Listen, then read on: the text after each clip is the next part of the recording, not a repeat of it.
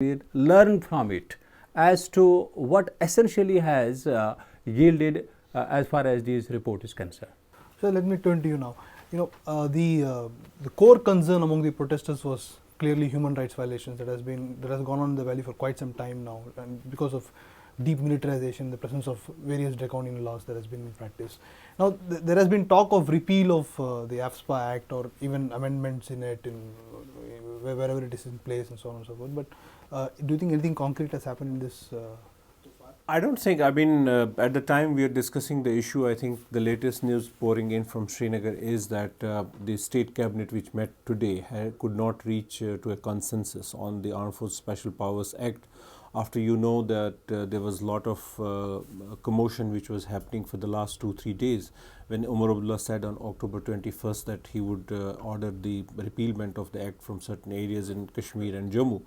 And after that, the Ministry of Defence expressed its own reservations, and yesterday only the Congress, which is the main ally of National Conference in the coalition government, they said that they have not been taken into confidence.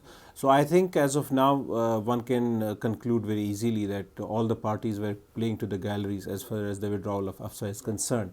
I think talking about the AFSA and its withdrawal, there is no denying the fact that withdrawal of the Armed Forces Special Powers Act is very important to allow people of Jammu and Kashmir, and especially Kashmir Valley, to breathe.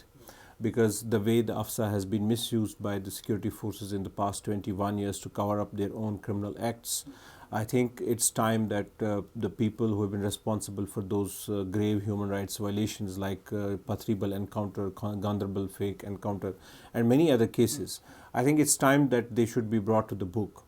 So for that matter, wherever the operational duties they're discharging, AFSA is a cover-up for them, and AFSA has to go in that sense. But I think the larger problem in Jammu and Kashmir is the strength of the troops on the ground. The deployment of the troops is very important to be addressed, because unless and until you thin out the troops, you send the troops to the barracks, I don't think you can expect in a situation where people can say that they are free and their movement is free. If you look at Srinagar has no problem. It's a normal place in that sense. But if you go to the rural areas, to the countryside, the situation is very bad, and there is, I would say that easily that the number of the troops who are on the ground are disproportionate to the requirements on the ground, in the backdrop of the statistics which have been released by the Home Ministry only yesterday, that the violence level has dipped to a very great extent, militancy is on wane, infiltration is on decline. So all these factors, when you look at them, I think there is no need for so much of the troops on the ground. Is there any consensus among the mainstream political actors for demilitarization? I think demilitarization has been a long-pending demand of not only the political parties across the spectrum in Kashmir Valley, but largely the people have been demanding this. I don't know, but unfortunately the mainstream parties like PDP, National Conference have been using this as an electoral plank. And they have also been using it to appease a political vote bank, for that matter.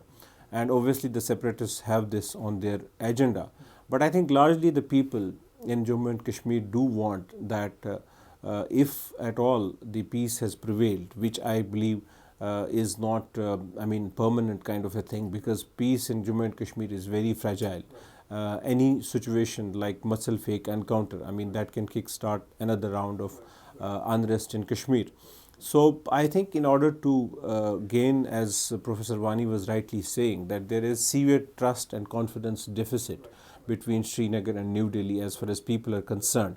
So in order to actually regain that confidence and trust vis-a-vis the state, I think it's very important that the measures like the withdrawal of the draconian laws like Armed Forces Special Powers Act and misuse of the Public Safety Act by the state is very important, and the thinning out of troops is also very important.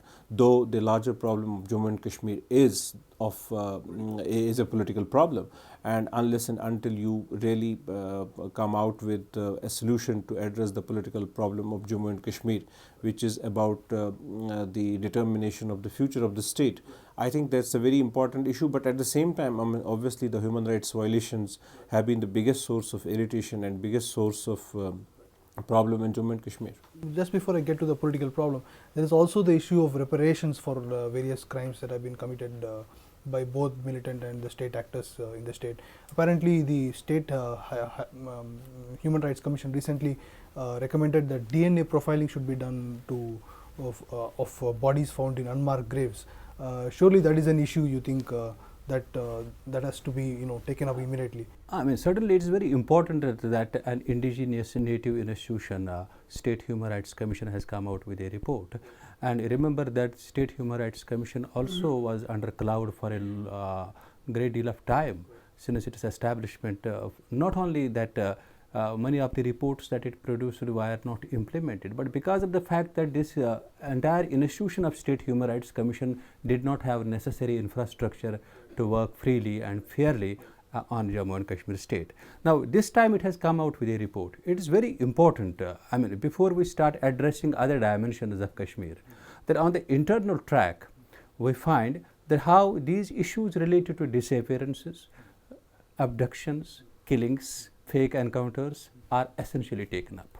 I mean, it is expected of a country which obviously is considered as the largest democracy in the world at this point of time, that Indian state provides the necessary what's called as the larger environment for State Human Rights Commission to play its meaningful role at this point of time, so that these cases are taken up. There are other suggestions, for example, that Truth and Reconciliation Commission should be established. But that entire thing is in the public domain. There is a lot of discussion going on that whether we have reached to a situation of conflict resolution, or it is merely a stage which you can refer as conflict stabilization, that it has been stabilized, and this point of time probably TRC or Truth and Reconciliation cannot be thought of at this point of time. Short of that, what is very important is that if you allow the local institutions like State Human Rights Commission, that its reports are taken cognizance of, and necessary mechanisms and arrangements are evolved whereby justice is not only done to those who feel in a way let down by the law enforcement machineries over a period of time, but it is also being seen to be done. It is in that sense that that will be definitely a very credible step towards removing not only the trust deficit, but also arresting alienation to a point. Because I think all this, when I say in a certain context that the entire conflict has layers and layers, but it is certainly very important that